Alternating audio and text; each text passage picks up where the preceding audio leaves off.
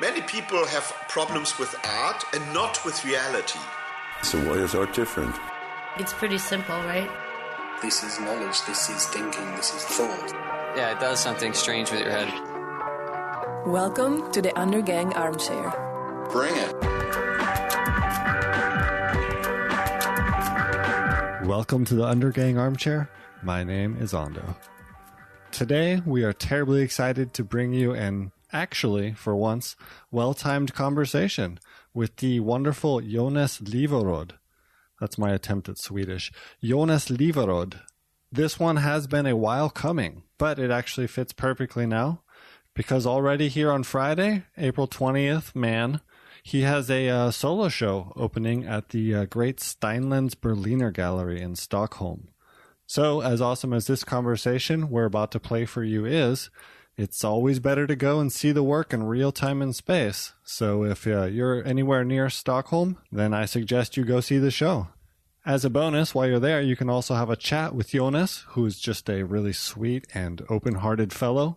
So that comes highly recommended as well. Today, it's all good news from the Cultural Bandwidth headquarters. I do feel that Jonas needs no introduction. His work is excellent and lively, and we actually do a pretty good job of covering things in our conversation. So I will get out of your way and go back to writing my applications for the Danish Arts Foundation, due on Thursday. Did you finish yours? So that's it. Please enjoy my conversation with Jonas Liveröd.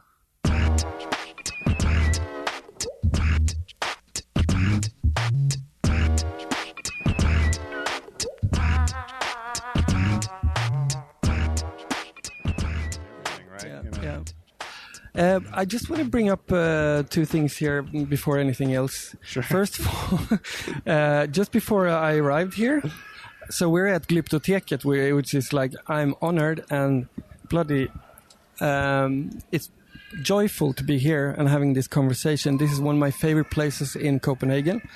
It's, I've been here, I don't know how many times. It's, we're sitting like in the jungle room, I would say. It's like this big open warm space, and it's full of, it's got the whole 18th century vibe in here.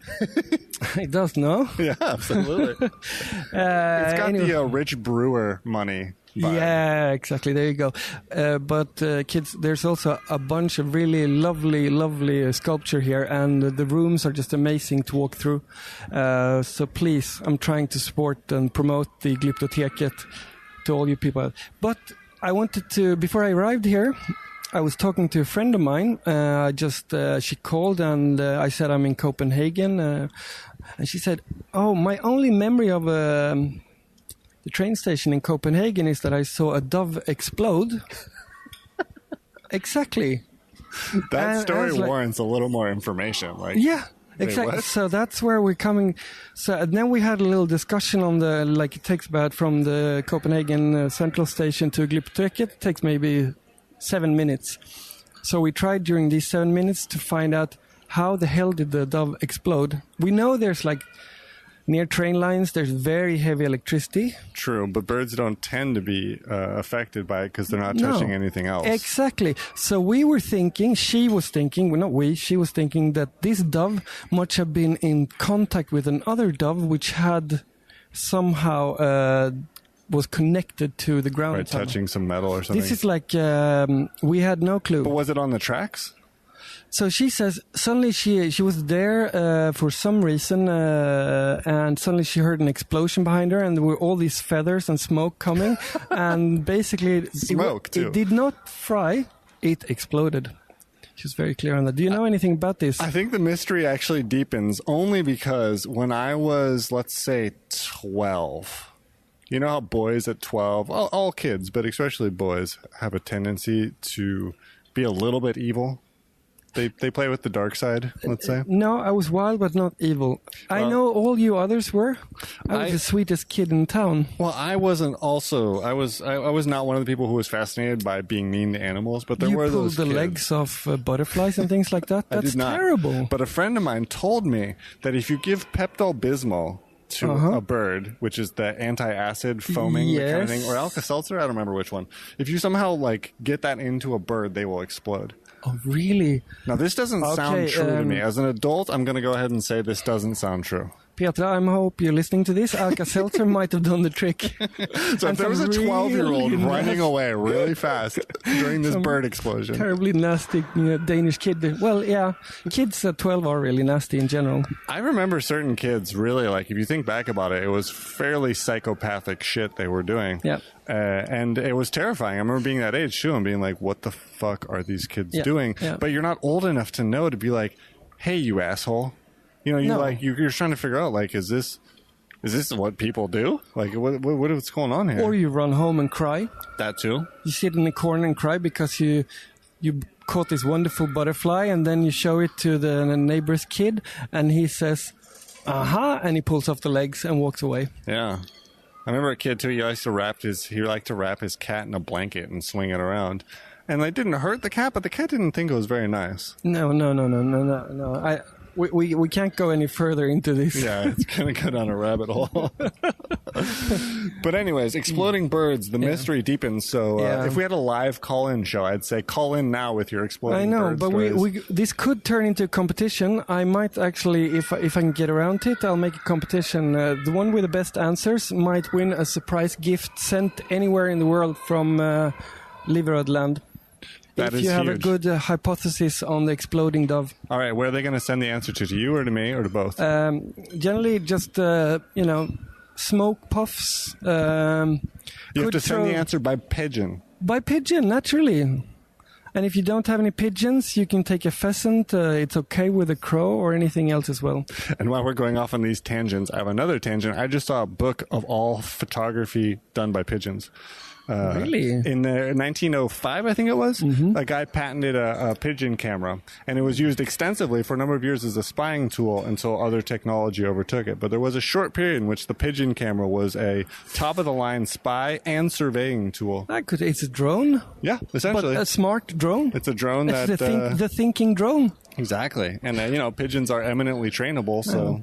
Well... as I live in the deep countryside, I hang out with a lot of animals, and the beaver who lives behind my watermill, he or she, I do not know, but has made this beautiful version of Brancusi's Endless Column, which I'm currently showing as part of my collection at the Museum of Art in Skövde. That's cool. It's pretty cool, huh? I mean, I love Brancusi's Endless Column. And it's like having an intern working for free. Pretty much so, and I take the credit for it as well. Right, you didn't co-sign that. Oh.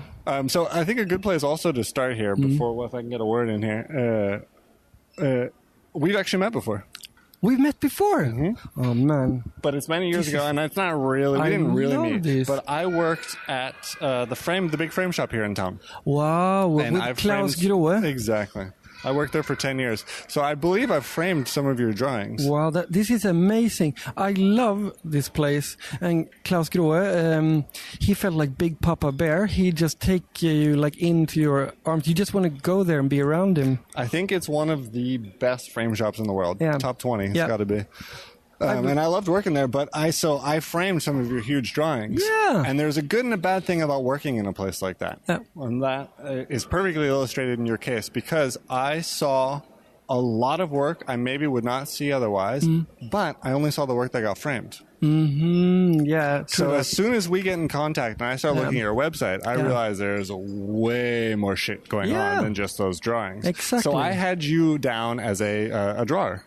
Well, I mean, this is a general. It fits most folks, but I'm deeply materially unfaithful, and the drawings, I love them very much. They were a huge part of my life. But they were certainly not the whole picture. And last night I was part of this group show in Gothenburg, and I discussed the problem of legacy, or whatever you want to call it, with a very a young, very smart gallerist up there. They got these Italians got this Neven gallery, whatever. But we were discussing like, what will remain, and is that what remains interesting? Because of course, she was also discussing that I was impressed. She'd done her homework very well. She really looked me up. She didn't just do Google Images Not like me. or check Instagram like most people. Yeah. But she'd actually gone deeper. And I do find this a problem sometimes that, well, I don't know. I suppose that's all about vanity, whatever, gets left behind. But I don't think that the work left behind will look very interesting because you'll have just like these satellites, flotsam and jetsam of one drawing framed over there and one little piece over there. And there's no juice in that. There's a major problem in lack of archiving of exhibitions. Yeah. Because an exhibition essentially gets splintered and divided as soon as it comes off out of the space it's installed in. And there's very, very little kind of overviews of that. So I can see a bunch, the best you have an install shot, but you don't really have any sort of way to engage with the way it's set up, who set it up, the thoughts you had then and there when putting it up. And I can see you're off the wall. You have pieces all over the place. Installation, maybe there's one framed work, but there's also tape from the ceiling to the floor and, all this sort of stuff. And that makes, it's exciting to look at these shots, but it's not the same as going there. No, but this is a constant problem. And sometimes, for certain artists, it's fine. Either they're very consequential, they have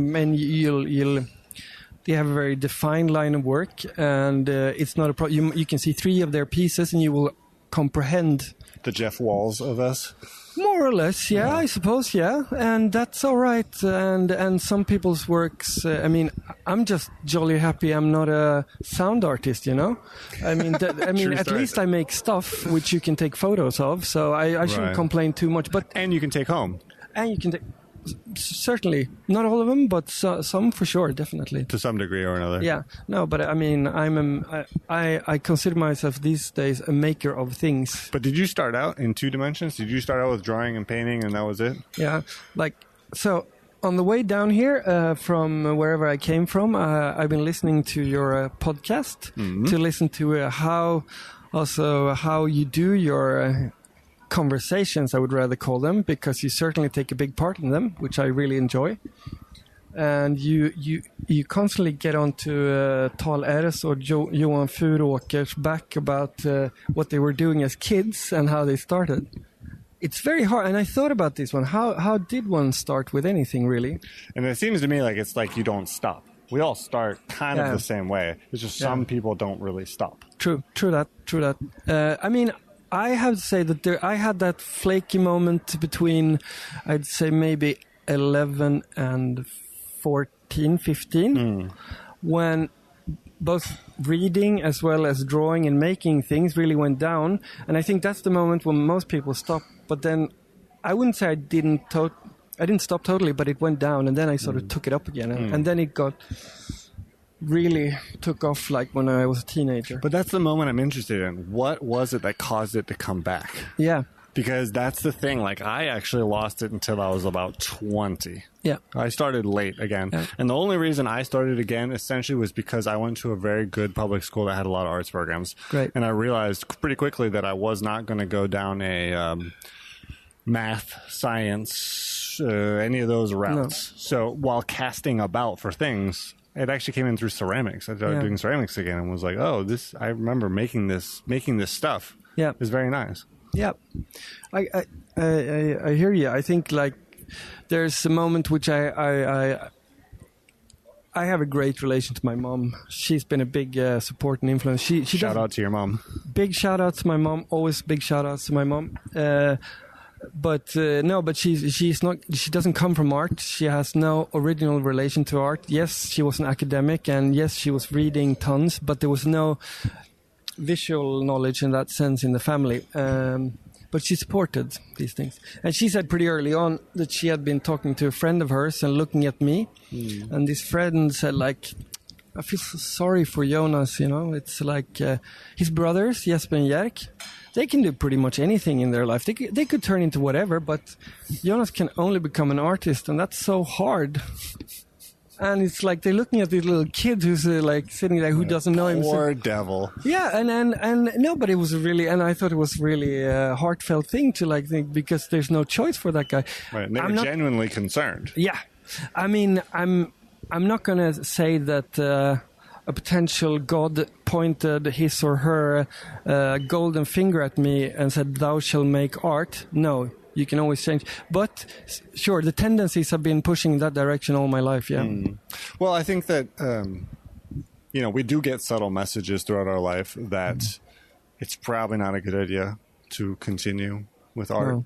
And I also grew up with a family that was very supportive, that never once told me like, yeah, you may want to reconsider. Yeah. They may have told me like, it's going to be tough, but they didn't say like, yeah, you shouldn't do that. And they really encouraged me the whole way. And I think, unfortunately, there's a lot of people who don't get that encouragement. True. Really, really much. I mean, I come from a very supportive background, maybe more than I understood. I was very naive in that sense. Probably. It was much later that I understood that a lot of my friends had a much harder relation to try to get their families to accept and understand what they were doing. Right, or even just to like subtly back them up, just to say like, all right, we got you while you try this. Yeah. I mean, at times even to an extent of foolishness, like in the beginning of my so-called career, I left the art academy very early. I was also a little like whiz kid, like a little, what do you call it? I came running out of art academy at the age of 24, which is I was pretty young, 24-year-old. I thought it was a bit early. I should have been a bit older. But I came out as a little local star from the academy, but I had no clue on how to exist within the art world. And for those first years, at that time, huge self-confidence together with my mom's, total support of this. I mean, I was totally broke. I had no exhibitions, and there was nothing really looking very well for me. But I just believed in this was the most important. It was important to the world. There is that ego thing, which is actually quite important also to get you through the dark times. Exactly. I had a teacher who was who said once, like, yeah, you have to have an ego because if you're driving cabs at 3 a.m. just to pay the rent, you have to think it's important. Exactly. If you don't have that, if it's not important, then you're going to fucking give it up because it's going to be hard. I mean, the doubt and at times despair I have at this ripe old age, if I would have been like this when I was like 25, I couldn't have got through it. Yeah, that's true. But now it's also good. I kind of like that big old doubt now. Yeah. It's like, it does help to... well, that's some adult shit, right? Yeah. You're just kind of like, fuck, what is this? What am I doing? I promised myself not to be much grumpy grandpa in this conversation, so... I'll take on the grumpy grandpa mantle today. But I mean, it does jump straight into our conversation about now, which I'm actually trying to focus more on this show. I do spend a lot of time hammering on about what it was like when you were 14. Yeah. But it's interesting, but also who gives a fuck in a sense, Yeah. But it seems to me, and this is me totally projecting myself into the photos I've seen of you and your work, that you live your work. You're not just a person who gets up at 9 a.m., goes and paints until 3, gets a cook, and then goes home. You actually... So tell me if I'm right, but it seems like you live it. Yeah. It's an extension of you as an individual, not necessarily a job, a practice, certainly. Or whatever. And that's why I also find for me, it's very problematic when I hear people talk about my art practice. For me, that's totally alien. I have no... This is not separated in any type of way, and I'm not going to be an asshole about this, but for me, it sounds like you're distancing yourself from the actual work. Like it's a job, like you've chosen a career. Yeah, I mean, practice is the most unsexy of terms. I mean, the art world has a lot of unsexy terms, and like discussing your work as being a practice is like, come on. It's clinical. It is. I just think we have to think about language as well. I mean, I love language, and it's very important how we... I don't know. I mean, of course I chose art because of all the helicopters and incredible amounts of money, which I'm bathing around in. And the sex. And the sex. But beyond that, there was some sort of reason from the beginning, and should still be, that it is to fall in love with the world. And then you can't really you have to continuously think about why are you doing this, and how do you actually label what you do, and if you're doing is a practice. Well, I'm not sure. You think about that one. Well, that's one of the tough things about what I do here on the show, because as a person, I do like to label and categorize things. That's just my personality. Yeah. But at a certain point, I realize sometimes artists look at me like, what the fuck, dude? I don't, like, this isn't about naming or categorizing. No. It's a thing that is beyond that. It's a thing that exists in a state of flow or blah, blah, blah. It goes beyond language. And that's one of the problems I have is I'm constantly like, well, what does it mean? Why are we doing this? And there isn't necessarily an answer to that. No. I mean, I used to be a big reader of American magazine, which you might know, The Believer. Oh, yeah. Oh, yeah. That's from San Francisco. Yeah, San Francisco. Very hard to get hold of in Scandinavia. They didn't bother to send too many over here, and not regularly, but fantastic magazine. And anyway, at one stage I read a conversation between two writers. One of them said, like, do you know what these people in, like, the art world have? The other one said, no, what? Yeah, they have this thing called artist statement. It's like half an A4 of writing, and that sums up everything they do. Can you believe that? And the other guy said, no way, that's not true. It's like, yeah, it's true. It's all there. It's all there. And I thought about this a lot. I mean, this struggle to, like, explain to the world what you do within that half A4. Who else gets it? Who asks a musician, come on, let me see your musician statement. That proves who you are. And think about that for even like soccer. Yeah. If you play soccer, does anyone ever say, I need you to go ahead and write me a defense of your reason for playing soccer, or else I can't take you seriously at all? Exactly. And your reason for playing soccer cannot be longer than half an A4. Right. And they have to be fairly original. You have to write it different than the other guy over there, because you are an individual as a soccer player. At the time I took this, I really thought a lot about the artist statement, and I did. I figured out it was a bit tongue-in-cheek, of course, but I wanted an artist statement I could dance to. So I made this, together with a friend who's a great music producer. I wrote the text, and then we sort of remade Daft Punk's G-Funk tune Teachers into a version which was mine, where it was basically like he sang it too, so you could dance to the G-Funk while listening to what my stuff was about. I like that. Me too. That's why I wanted to mention it. I don't know where that MP3 is anymore. I was going to say, good. on your website, you should have on your About section just that sound clip. Exactly. So now I brought it up here publicly. It will be back online. Whoever comes up with that exploding dove theory will get a hand-knitted little envelope with an USB stick with an MP3 of my artist statement in there. I hope to God that this show is big enough that you actually get flooded in exploding dove theories. But I do think there was something that popped up there in the middle of that, and that it comes back to what I was talking about earlier about what's hard about being an adult, because it's the same thing with ambition as an artist, right? Because we're stuck in a loop of wanting to make as much art as possible, right? Which involves making a living off of art, because otherwise you have to concern yourself with that. Certainly. Which involves having to have a certain amount of ambition and business sense. Certainly. Which involves a certain amount of planning. Which involves a certain amount of, writing and selling and... it's all true. And all of these steps are getting farther and farther away from the desire to make art as much as possible. Yeah. Well, in general, but I mean, we can't complain too much. We can complain. Everybody can and we can't. No, but I mean, of course, obviously, my day-to-day routines, it's not like I'm hanging around the studio making art 24/7. I mean, at least half my time goes to administration or other types of like digital work, which, I mean,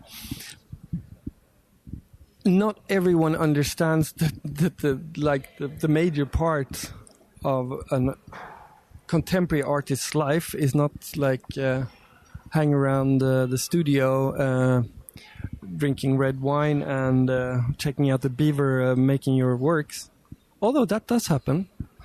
But anyway, I'm not going to ramble too much on that, but sure, it's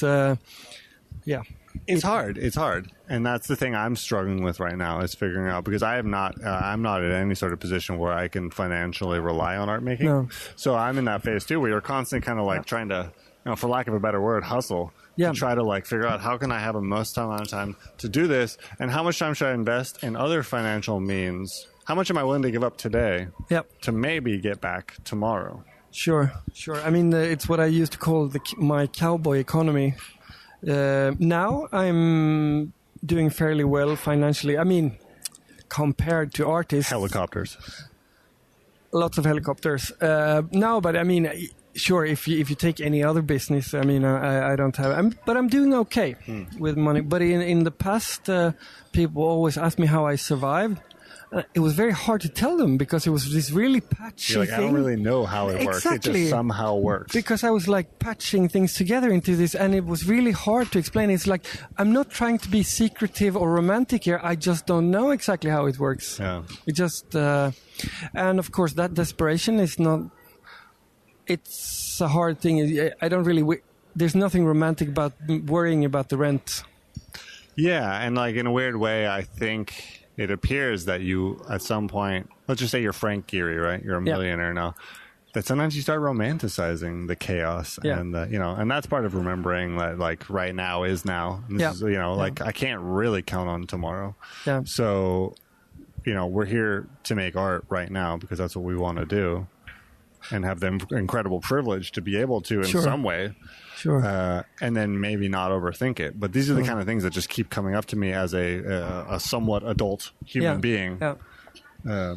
And that's hard. I think it's really, really hard to keep a practice up. And I keep thinking about the fact that whenever I have a show or something, some deadline, I manage to make a lot more work than when I don't, which makes me wonder, like, aren't I supposed to be making work constantly?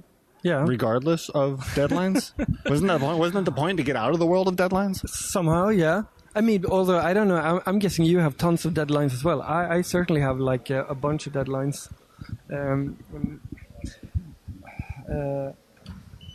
I sort of lost this one right now, so I'm just trying to sort of slowly get back to what we were talking about. Well, I have another question. Go ahead. Just to my defense, I have drunk at least a liter of coffee before this interview, but I drove also like 300 kilometers after having... I'm a countryside eccentric these days. I don't hang out in cities much, but yesterday I had to be the socialite of Gothenburg, and that included a lot of drinking, because that's what people in Gothenburg do. That's what people... So I might lose Julius Eastman's name, and I might lose track and fade in and fade out. But well, I have good news is that this can be edited.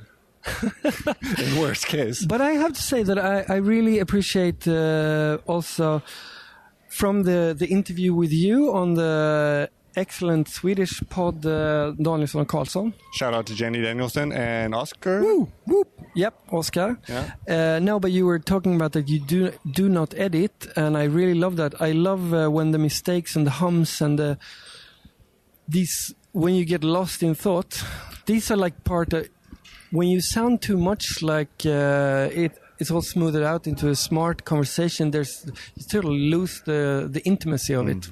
Well, that's part of the goal, is that when I moved to Denmark, I had gone to art school in the U.S. Yeah. And I missed the kind of discussions you have between people making art. Yeah. And they are off the cuff. They're of the moment. Yeah. They are messy. They're sometimes smart. They're sometimes incredibly dumb. They're all these things.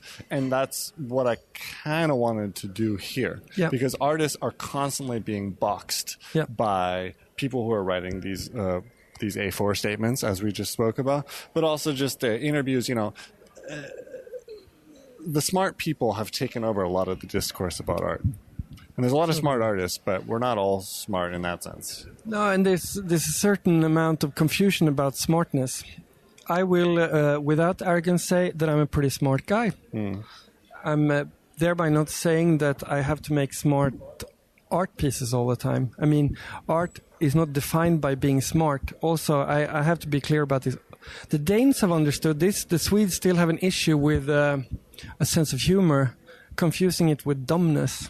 It's seen low class or something like low very rent. Yeah, like there's, and I find that I'm going to keep this freak flag flying high, but it's a sense of humor is the highest form of intelligence. I mean, a sign of intelligence. I can back that one up because I have an incredibly hard time making art that's funny. Yeah. It is so hard. Yeah. I mean, we don't even have to talk about slapstick. There's an odd quirkiness to things. I mean, you can be really smart and funny.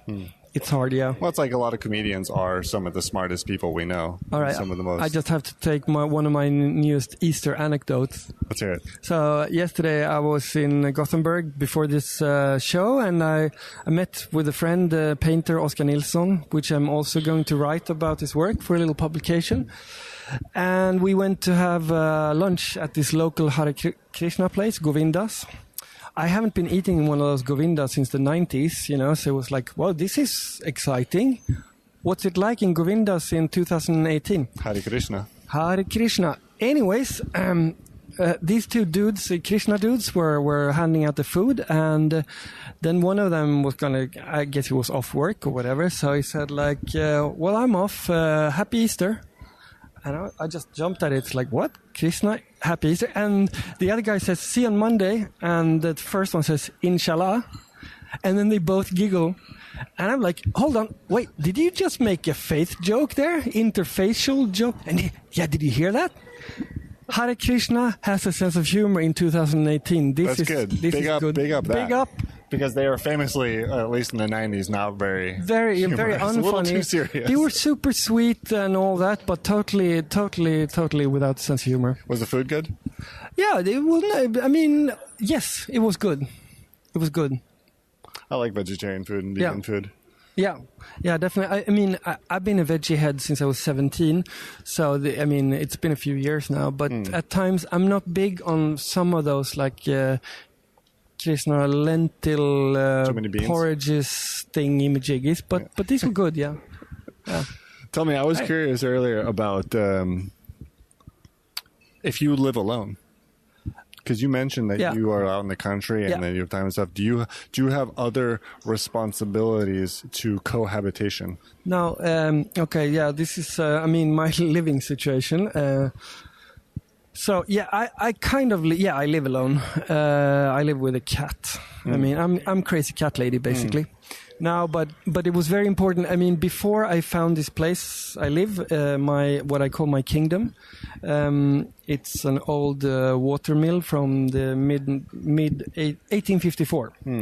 Three buildings, a little lake, some forest, and it's just. Sounds amazing. It's great. I'm building up a lot of different fantastic things there as well. But before that happened, I called it my Saddam Hussein days. It was like not more than 2 days in the same bed, more or less. I had, in the end, in some craziness, I had like 3 studios in different countries. Oh my God. But no home. That sounds horrible. Yeah, it was, and this was all built,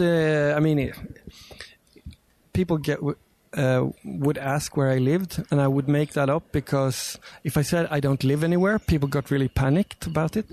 So anyway, right, they're like, "Where's my wallet? Where's my wallet?" when I finally found this place, I've been looking a long time for this place. There was I had so much need and urge to create my own world that. Well, basically, I think there might be people coming into the place because it's pretty huge. Yeah.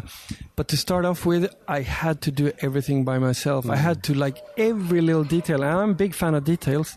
I had to be able to form everything. Yeah, the reason I asked wasn't to put you on the spot, but it's more like this total art life, right? Or whatever the hell you call it.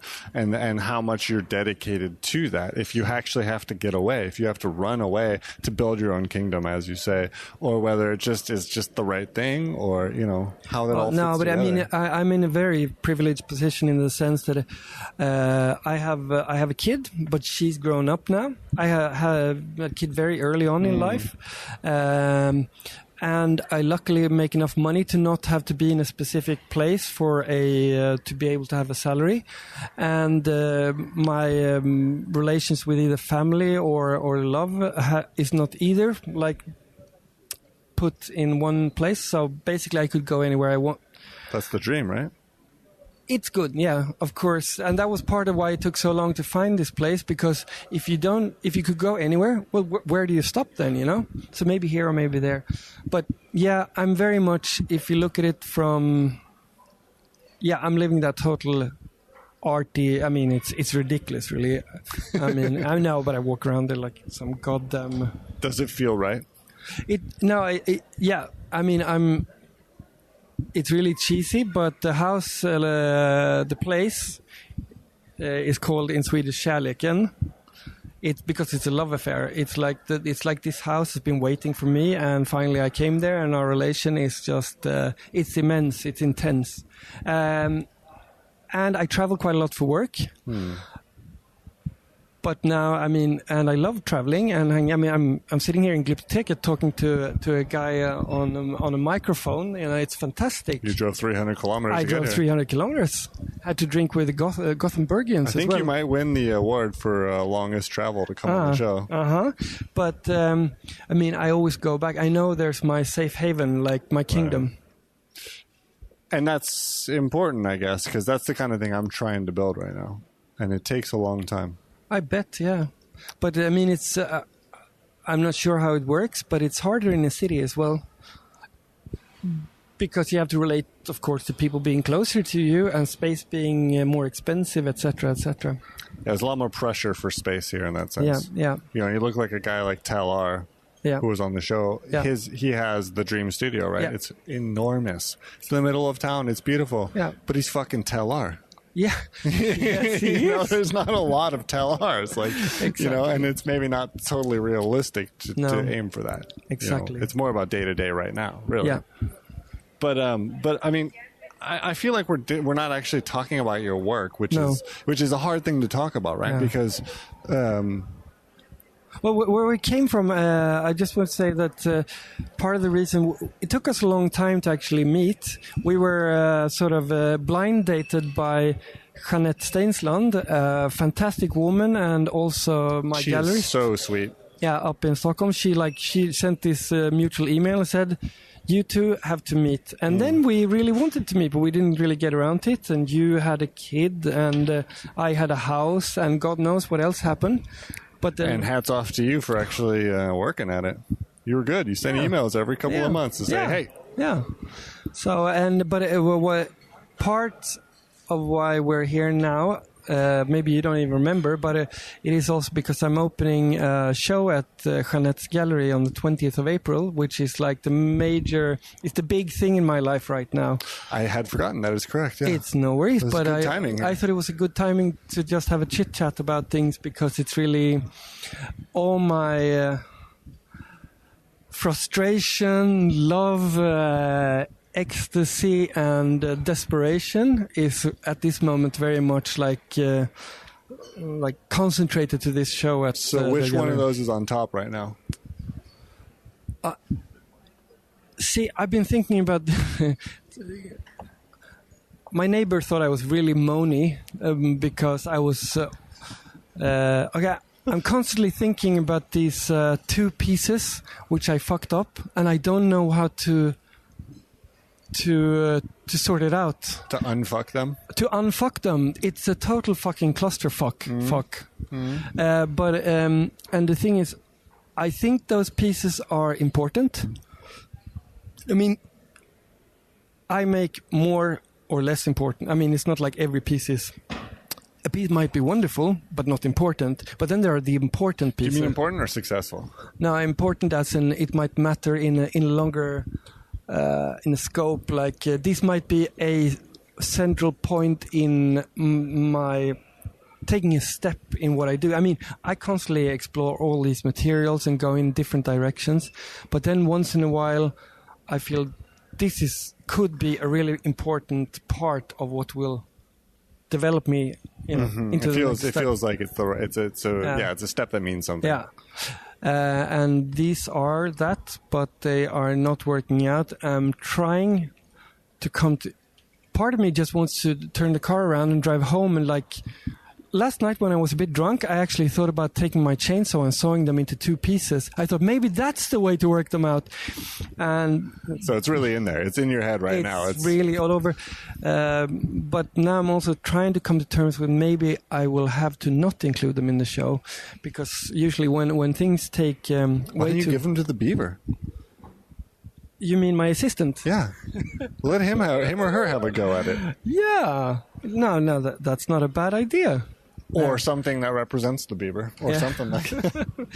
Yeah, but it's like... You have to walk away sometimes, though. That's true. Yeah. We've learned that, that sometimes you just keep trying to fucking force something into shape without knowing what shape it's supposed to be in, and it just doesn't work. No, and these like endless, like just reconstruct. I mean, I love failure and mistake. I mean, it's sort of part of what I do. It's like anything without a risk and a nerve is, for me, totally, I wouldn't say uninteresting, but it's just not, I don't feel it really. It has to have that nerve. It's also the reason, by the way, why I stopped making those drawings, because simply enough, I knew too well how to make them. I could just make them bigger and more detailed, but there was no, I don't know, there was no risk in there. There's no tension. No. I knew how to do it, exactly. So then they sort of... Well, it does seem like your work in a way is in a slow motion explosion, right? It's exploding outwards. It's like a supernova in a way. Like you start with a little drawing on a scratch paper, and now you're at the point now where it's just, really exploded all over the place. That it might be the best definition. I'm going to steal this one from you. Cheers, my friend. I had a conversation with a woman named Anna on the phone, also driving down, and I was going to talk to you. I said like, could you define my work, Anna? Like, tell me what my work is about in few short sentences.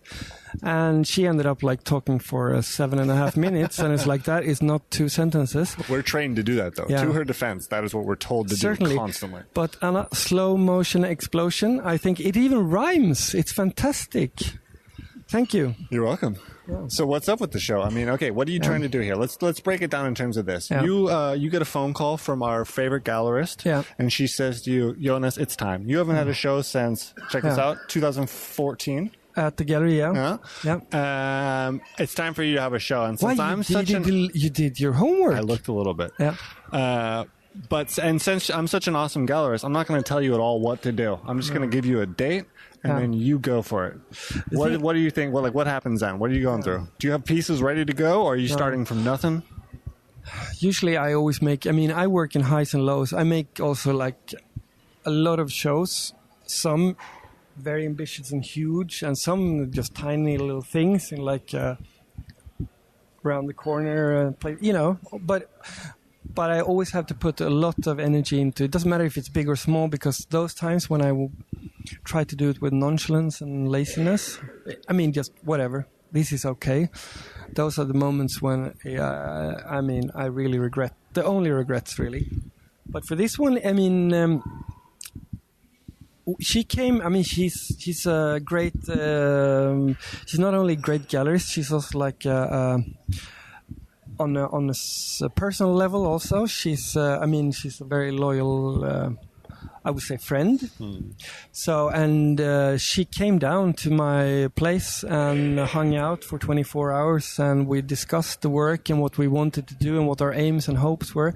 She has more or less never given me any directions in things, but this time I felt it was important, doing a show like this is actually sort of a teamwork. If it's a good gallerist, it's a teamwork thingy where, of course, I have to be the captain on the ship, but it's good because we're going to build and, set this sailing together.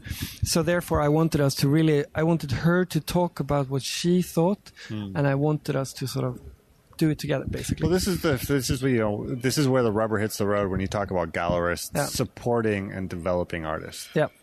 And that is also something that's pretty important, because a lot of people think a gallerist should just fuck off and stay the fuck out of it. Yeah. But if you have a relationship that's good, then they can actually be useful. Yeah. And then the problem quickly becomes separating pleasure and business. Of course. I mean, don't shit where you eat. But,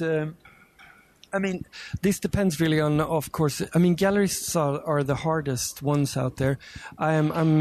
I'm pretty good with like journalists and museum directors, curators and critics and art students and what have you. But galleries are the hard ones. Like, how the fuck do you approach it? Even now, I've been around this business for so long, And most gallerists, I have to say, don't work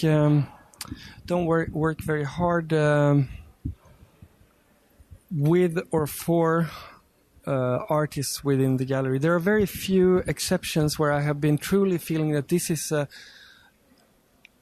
of course that makes me devote myself to them as well if they devote themselves to me. Sure. But generally let's just like, they'll do a show and then they'll have a couple of things in the back which might dust while they do the next show, and they don't really worry too much about it. Right.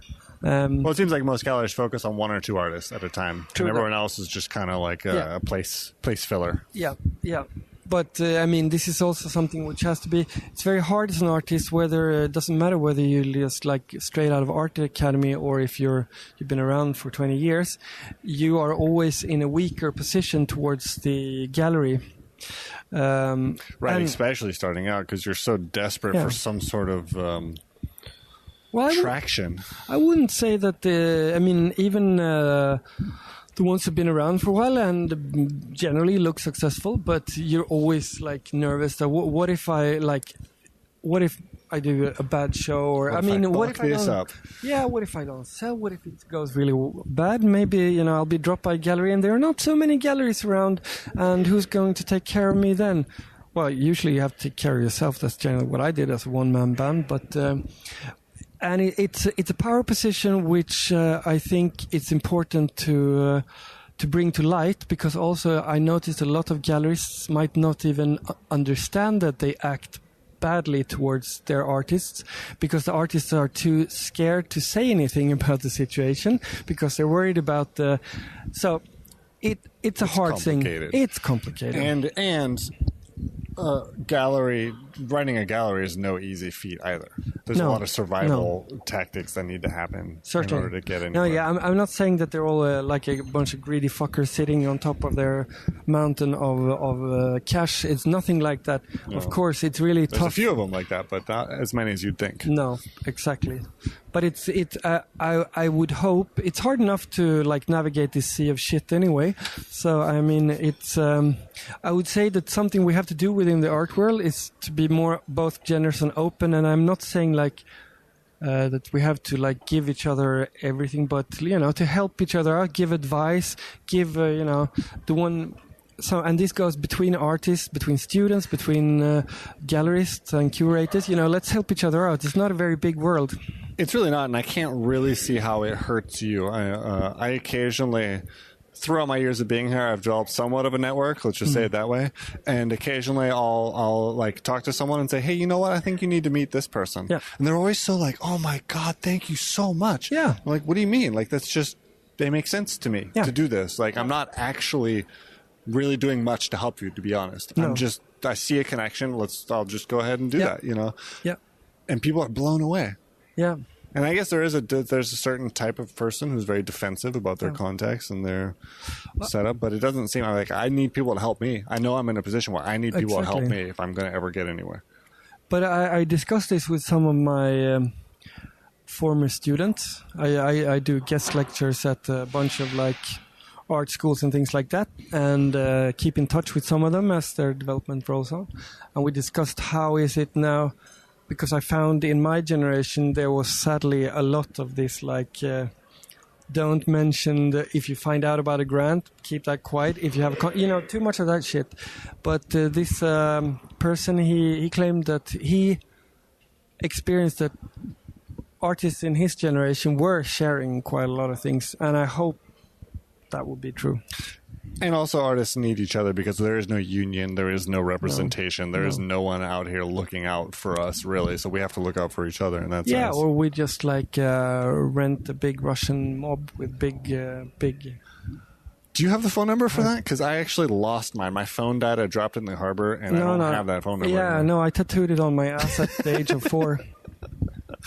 I want to hear about, speaking of crazy shit, your museum. Oh, yeah. You're building a fucking museum? I'm glad you mentioned it. And yes, currently my museum is showing in a pop-up version at Skövde Art Museum in Sweden. They're hosting me.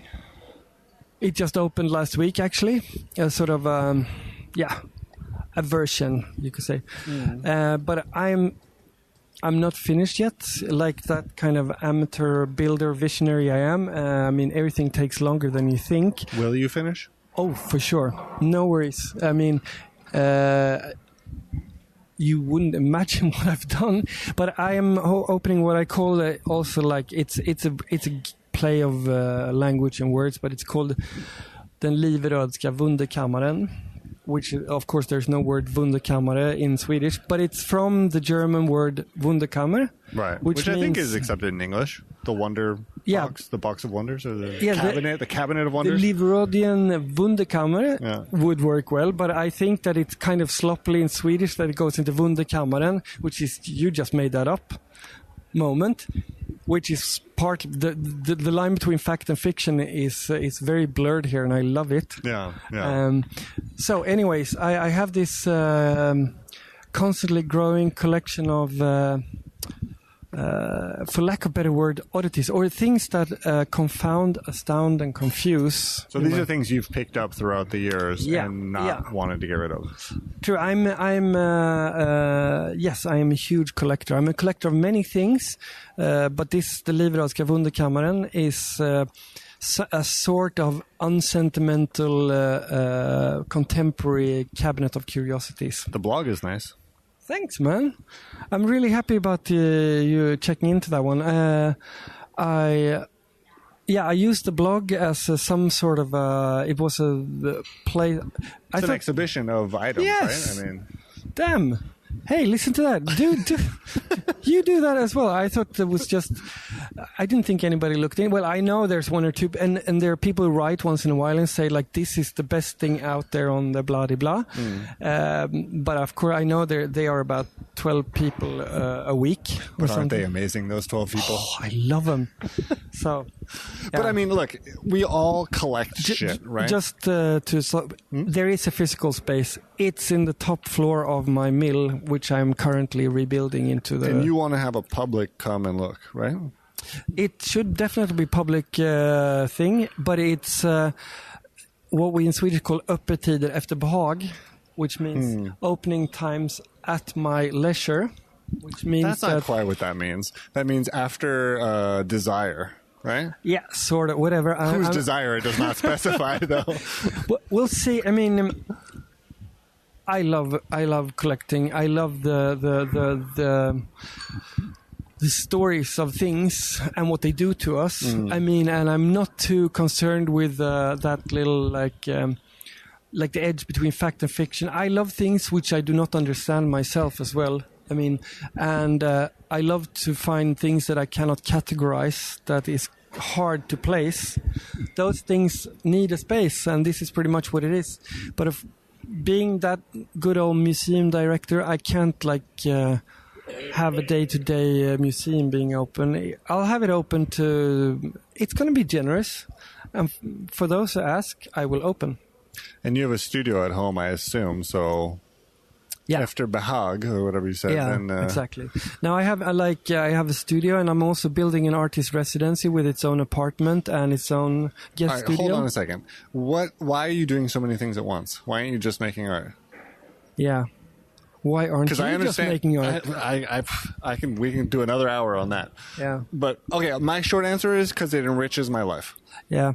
I never understood. I mean, making art has been the backbone and the center point of my life for as long now as I more or less can remember. It's also what I make most of my money from. But I've always been interested in a lot of other things. And I mean, I used to be called in the early 2000s, I was called unfocused. Then around 2006, it was called eclectic. And after that, it's been all right. But I mean, generally, it's very hard to... I'm very curious about the world, and that sounds like that sounds really silly, but I don't really know any other way of putting it right now. It's and I couldn't see why some things work well as an art piece, other things work well in other contexts. Well put. And to me, it draws very good. It answers a question I asked myself, because this brings us all the way around back to this idea of a practice and art as a job and shit. Yeah. But no, it's all a life and it's all connected, right? Yeah. There's a line between this microphone I'm talking into and my own practice, even if it's not visible to anybody else, to the people I talk to the job I do to make money, to the, all these things. It is actually all connected. And that's why perhaps it isn't a practice, but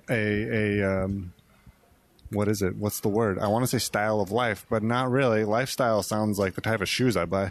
I like where you're going here now, yeah. But what is it? That's the thing I'm still missing. What's better than practice? What's more real?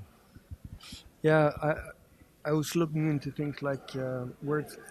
I don't have the answer. I'm fumbling at the moment as well. There were words like mission or no, I'm sorry, that was not the right one.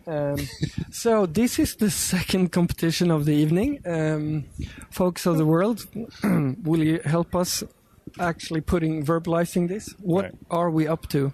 And what is a non-shitty way to talk about following your passion in every aspect? Yes. About falling in love with your work. Yeah. And maintaining that somehow. Oh boy. We're both like getting a bit teary-eyed over here. Sorry. It's so real. I mean, it's just so real life, that kind of stuff. And like, okay, not to hang my wife out to dry here, but she talks about. But you're going to do that anyway. I'm going to do it. She's like 100 episodes behind, so it'll be a long time before she hears this. Great. But she talks a lot about how art is a career. Yeah. And it always rubs me the wrong way. Yeah.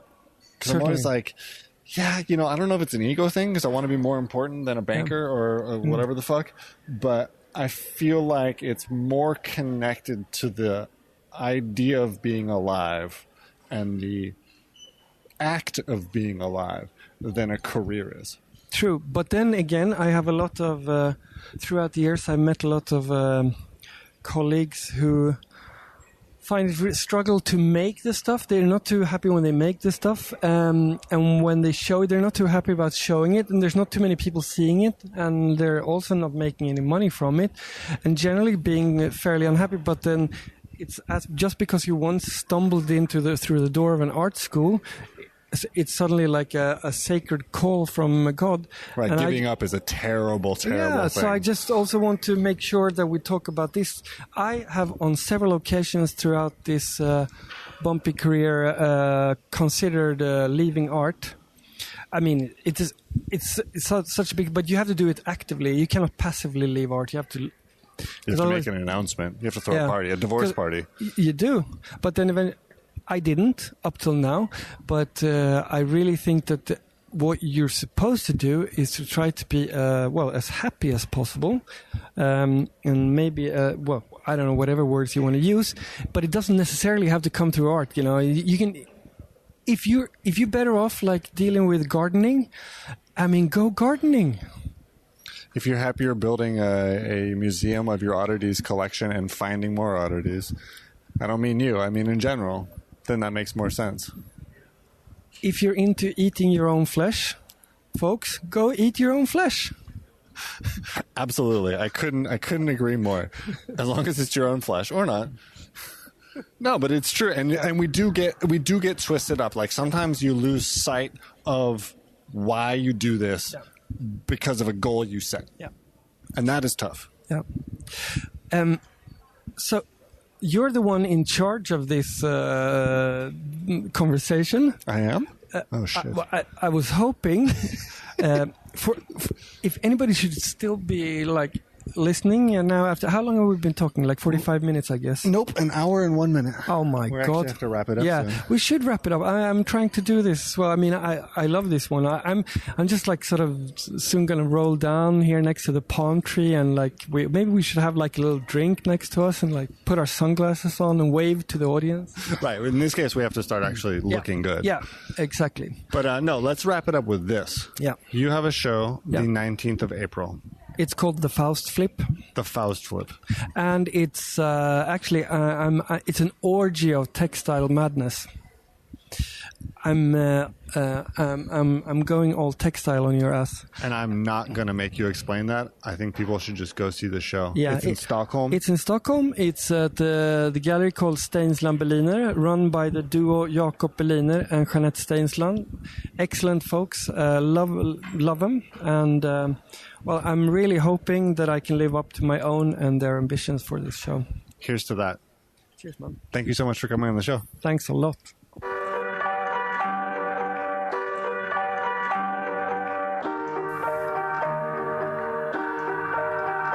Thank you for listening to this episode of the Undergang Armchair. The intro and outro music was kindly provided by Johnny Ripper, and today's interstitial music was provided by my boy Kenton, aka Frenchy Smarty Shorty Pants, aka the Beatbox Machine. You can find links to the music and tons of other conversations with great people on our beatbox competition of a website, culturalbandwidth.com. If you do like the show, we would appreciate it if you take a moment to leave a review on iTunes or wherever you get your podcasts. It will help others find us. Thanks so much for joining us, and go see Jonas's show. It's on Friday.